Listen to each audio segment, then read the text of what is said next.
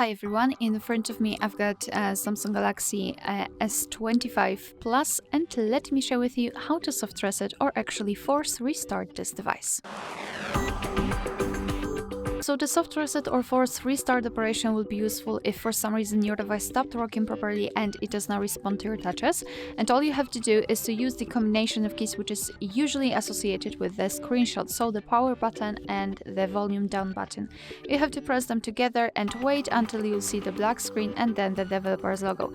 So let me try to do it. Let me press both of those buttons and wait. So let's do it.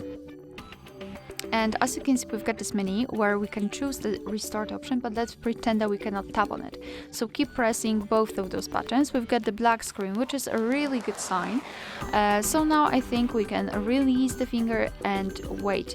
If we will see the developer's logo, it means that our device will restart itself automatically. If not, we will have to simply press the power button and then it will be restarted. However, as you can see, we can see the Samsung logo.